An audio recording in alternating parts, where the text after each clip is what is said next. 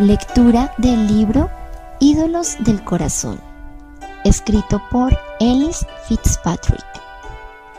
Capítulo 2. Adoración sin reservas. ¿Me amas más que a estos? Juan 21:14. Parece que lo que siempre voy a hacer es trabajar. No creo que mi hermana ni siquiera se haya dado cuenta que me gustaría sentarme y escuchar también las palabras del maestro. ¿Por qué no se da cuenta que necesito ayuda? A veces es tan egoísta.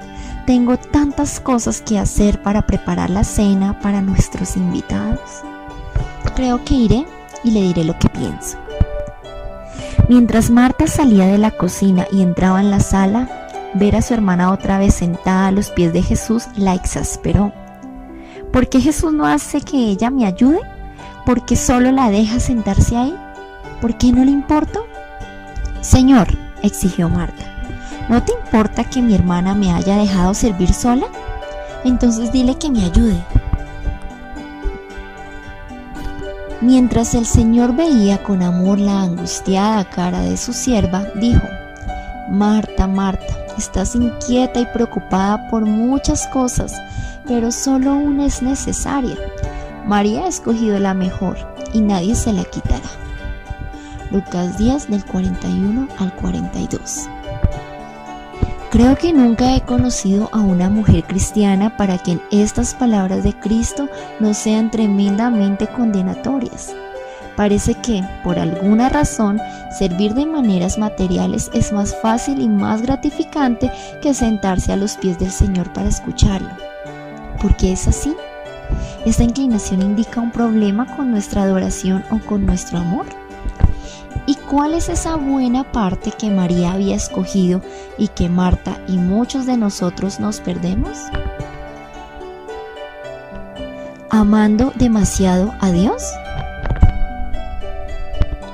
¿Alguna vez has conocido a alguien que está demasiado dedicado al Señor, que está demasiado enfocado en amarlo? Yo no. De hecho, yo creo que no es posible. Como lo dice Richard Baxter, la bondad infinita no se puede amar demasiado. No estoy hablando de estar dedicado de una forma mística que se oponga a una vida responsable. Estoy hablando de la dificultad que existe cuando tratamos de enfocar nuestra vida diaria, momento tras momento, a amar, adorar y servir al Señor, a sentarnos a sus pies. Estoy comprometida en el ministerio cristiano de una manera bastante regular, pero la pregunta que continuamente me veo obligada a hacer es: ¿cuánto tiempo estoy pasando a sus pies? ¿Cuánto tiempo paso en la cosa necesaria? No estoy hablando del tiempo de preparación para las oportunidades de mi ministerio. Estoy hablando del tiempo para sentarme a sus pies adorándolo. Es verdad, soy igual a Marta. Tengo intensos amores antagónicos en mi corazón. Sí, amo a Dios, pero estoy un poquito ocupada trabajando para Él ahorita, así que pasaré tiempo con Él más tarde.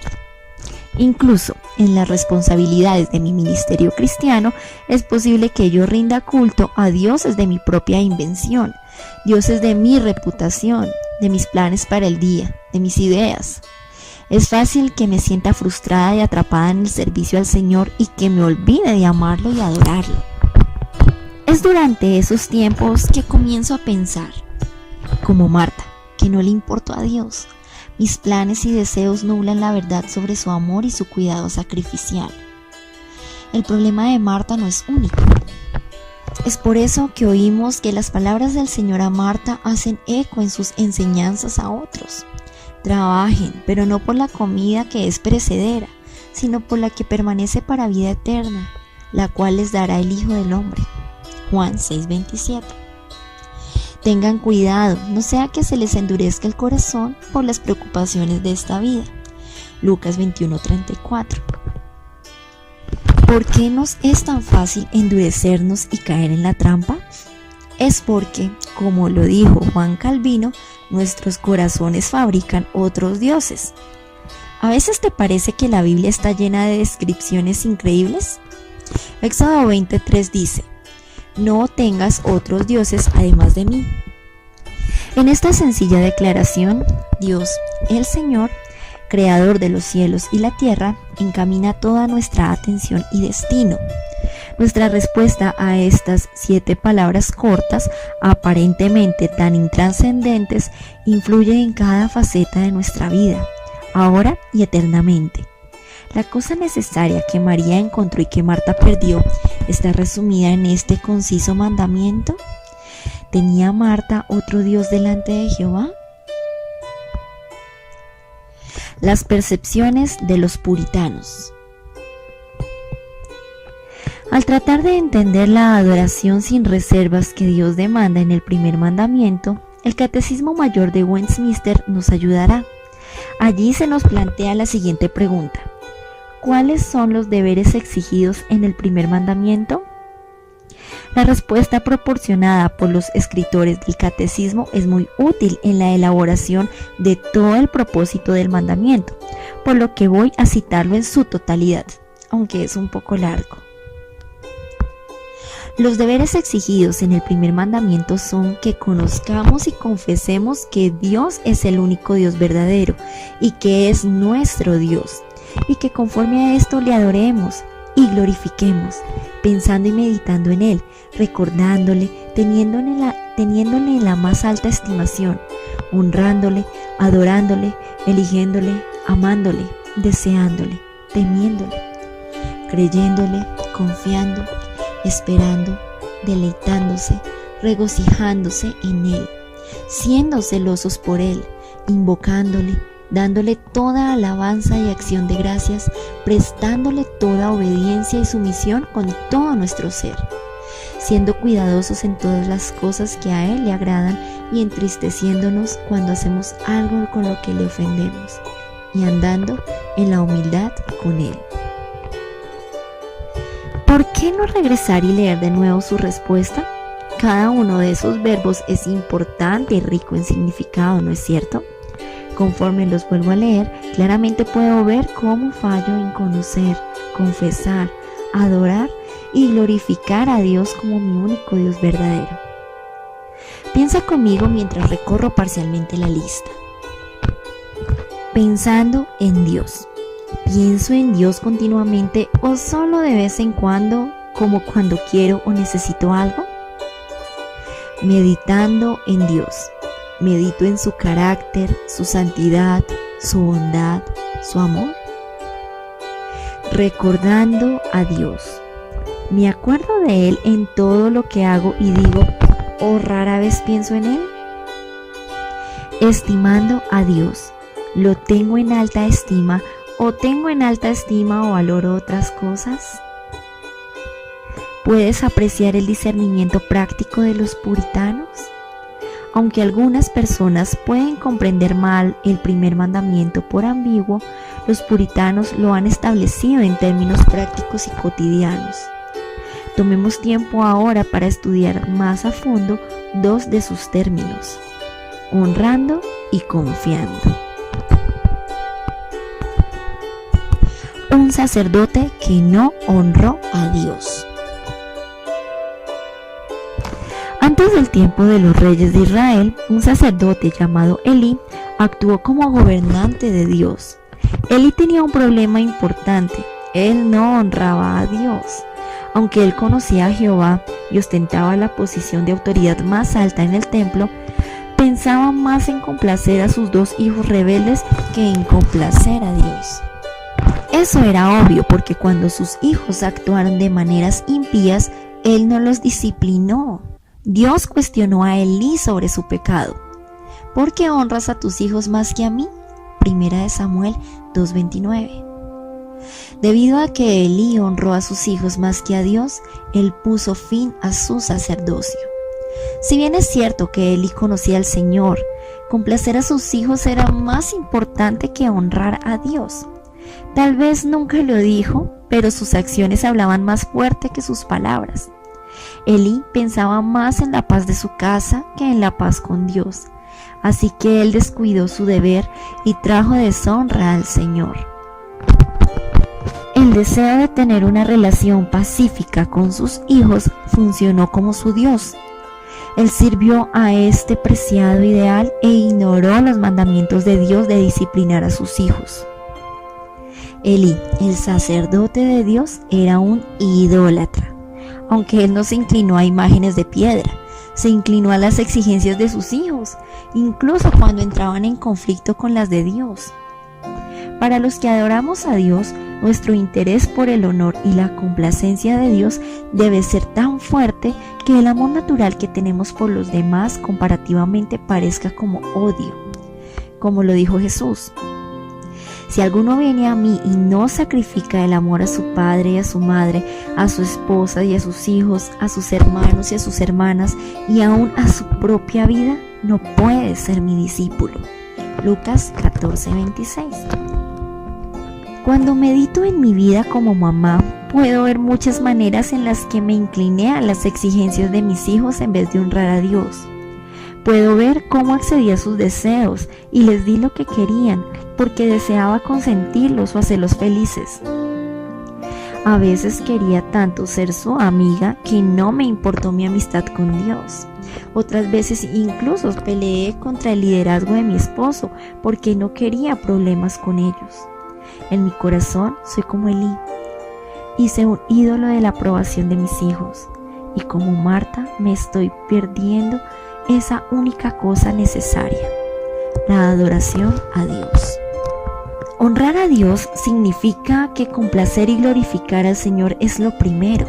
Significa darle respeto y deferencia y tenerlo en una estima superior a los pensamientos de aquellos que amamos. Esto significa que estamos dispuestos a sufrir la falta de respeto e incluso la persecución con el fin de respetarlo a Él. Podemos detectar la adoración de dioses falsos en nuestros corazones cuando honramos cualquier cosa por encima de Dios. Un padre que confió en Dios.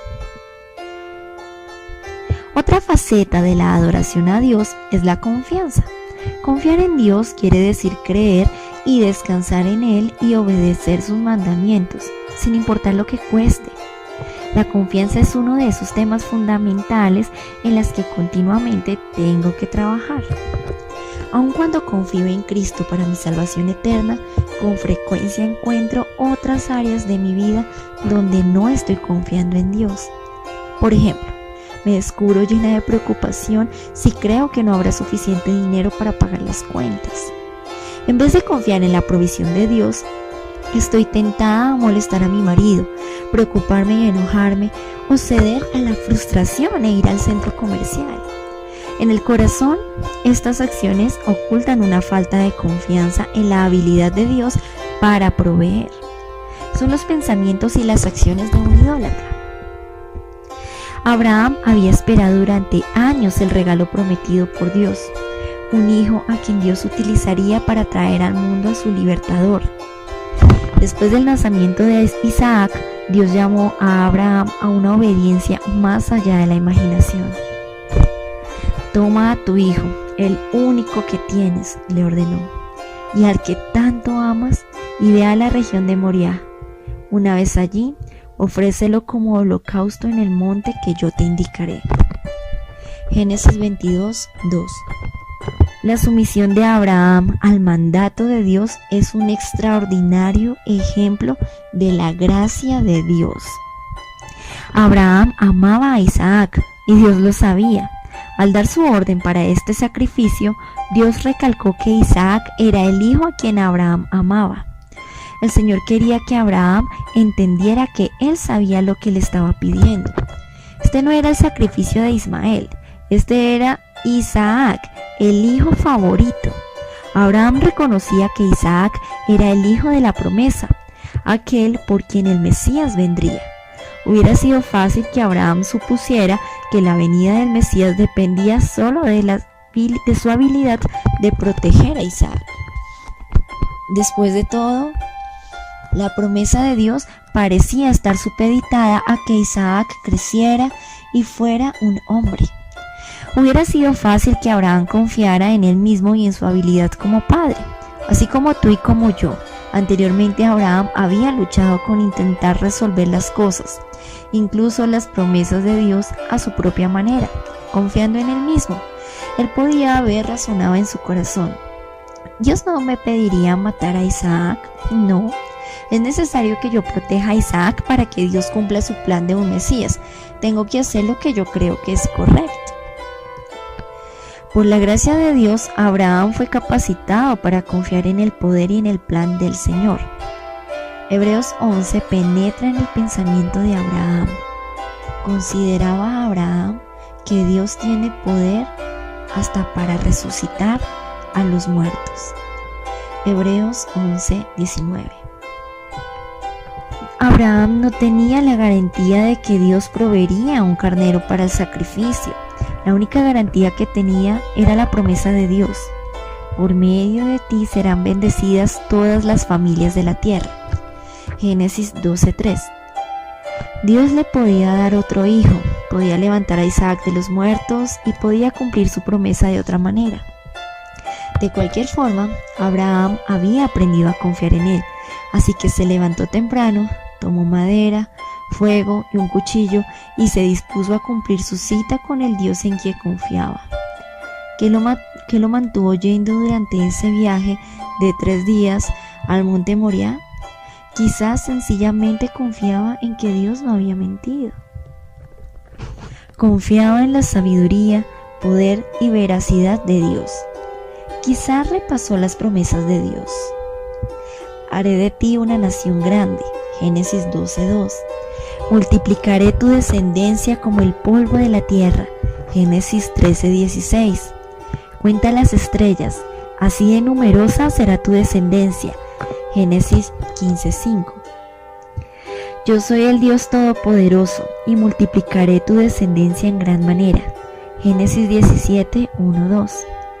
Te haré tan fecundo que de ti saldrán reyes y naciones. Génesis 17:6. Por el poder de Dios, Abraham creyó sus promesas y obedeció con gusto. Considera las diferencias entre las relaciones de Abraham y de Elí con Dios.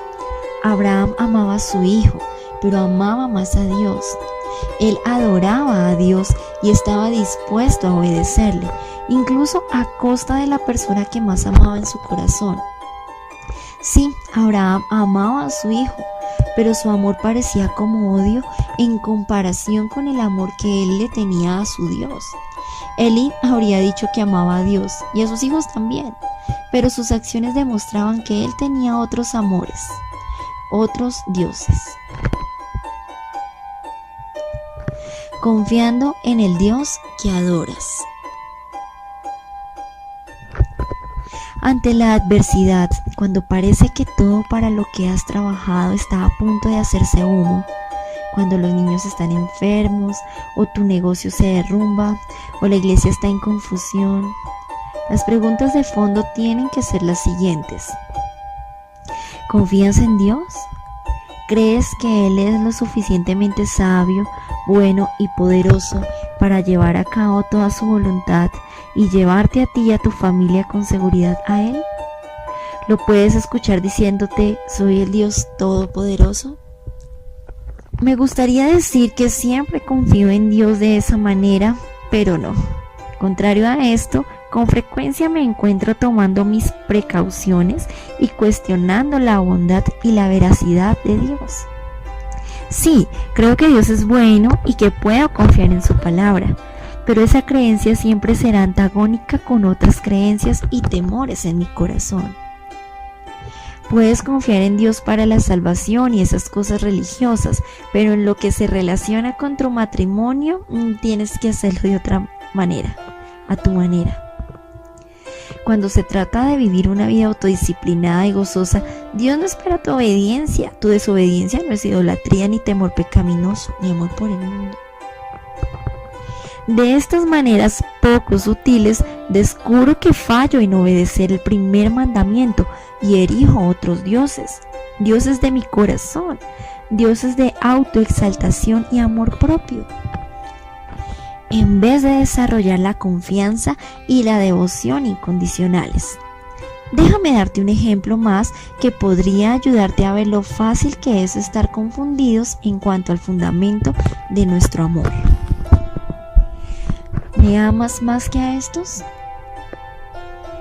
Antes de negar a Cristo en la noche de su crucifixión, Pedro pensaba que poseía una adoración sin reservas por su Señor.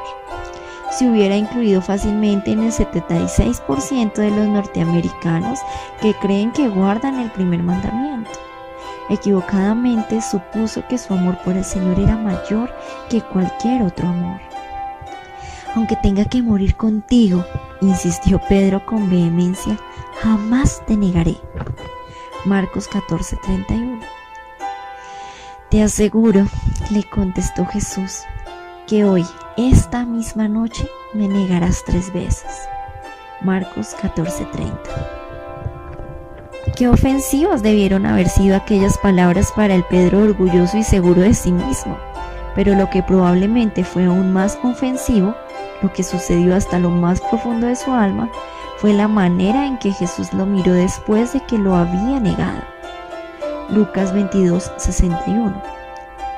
Cuando la mirada de Pedro se conectó con la del Señor, en esa mirada él comprendió la condición caída de su corazón y el verdadero fondo de su amor y adoración. Él tenía otros dioses, salió y lloró amargamente. Pedro había visto 2 veces al Señor después de su resurrección, pero todavía estaba luchando con su pecado y los amores que rivalizaban en su corazón. Misericordiosamente, Jesús lo ayudó a entender su debilidad. En la playa, cuando Jesús preparaba el desayuno para sus discípulos, con amor confrontó a Pedro. 3 veces le preguntó: Simón, hijo de Juan, ¿me amas más que a estos? Juan 21:15. En el griego, Jesús le preguntó a Pedro: ¿me amas con una devoción que todo lo consume y que excluye todos los otros amores? 2 veces Pedro eludió el tema y declaró que tenía un gran afecto por el Señor. La tercera vez Jesús cambió la pregunta: ¿tienes un gran afecto por mí? Pedro, en angustia y tristeza, fue obligado a admitir: Señor, tú lo sabes todo, tú sabes que te quiero. Juan 21:17. Era como si finalmente Pedro estuviera diciendo: Señor, tú conoces mi corazón, conoces los amores antagónicos que ahí rivalizan por tener mi atención.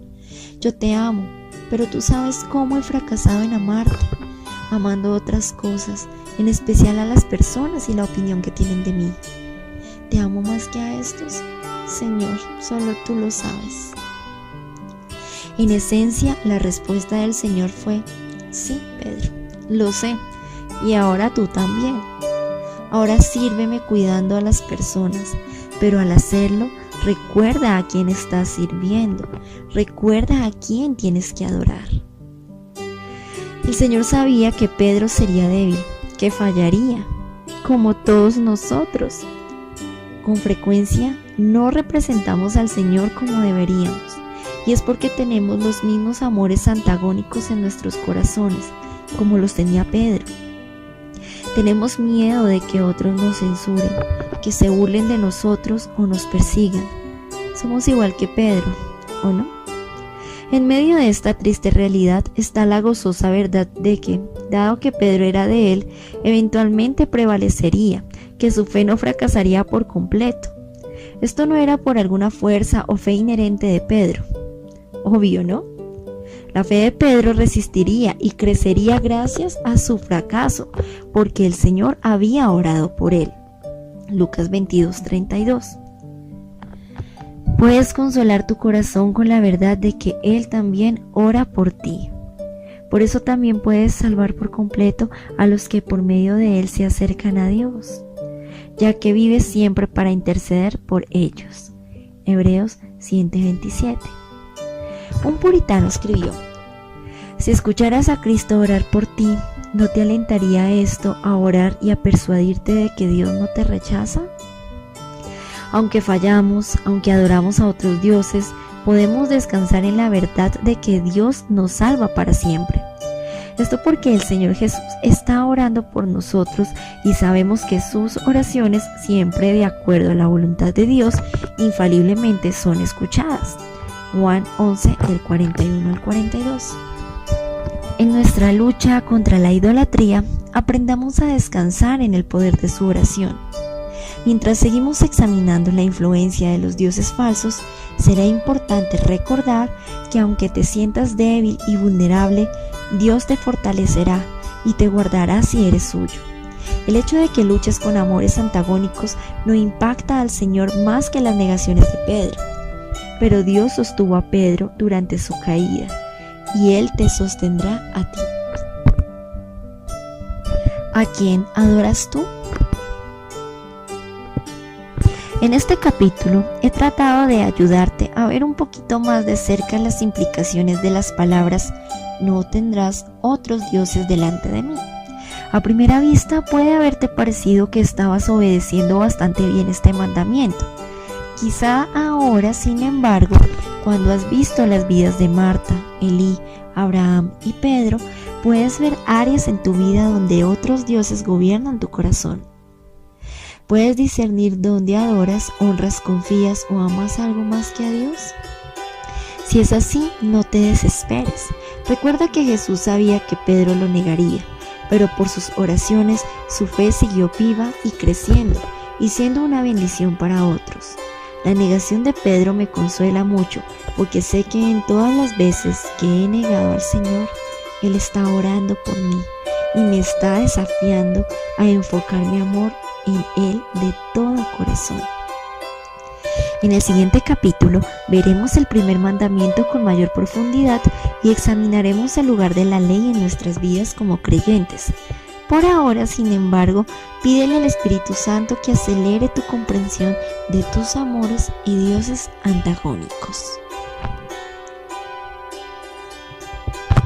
Para una reflexión más profunda. Primero, regresa a la respuesta del Catecismo Mayor de Westminster y escribe los verbos que se usan para ilustrar la adoración sin reservas. Subraya aquellos verbos que sean importantes para ti. Segundo, al considerar las vidas de Marta, Elí, Abraham y Pedro, ¿qué verdades te enseñan sobre la adoración de todo corazón? Tercero, ¿a quién te pareces más? ¿Dónde estás fallando? Cuarto, ¿qué significa la verdad de que Jesús está orando por ti? Quinto, en Ningún Dios sino Dios, Os Guinness y John Seal dicen: para los seguidores de Jesucristo, romper con los ídolos y vivir en la verdad no es una prueba de ortodoxia, sino de amor. ¿Qué crees que quieren decir? Sexto, ¿quién o qué contiende con más fuerza por tu amor? Piensa en las relaciones con tus padres, cónyuges, hijos, jefes y amigos.